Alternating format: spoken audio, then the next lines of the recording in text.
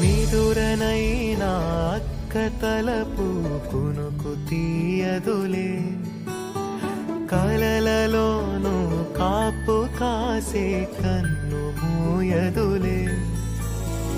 అక్కయే జగమణి బతికేటి తమ్ముడు వీడురా, అక్కనే బిడ్డగా పెంచేటి అమ్మైనాడురా.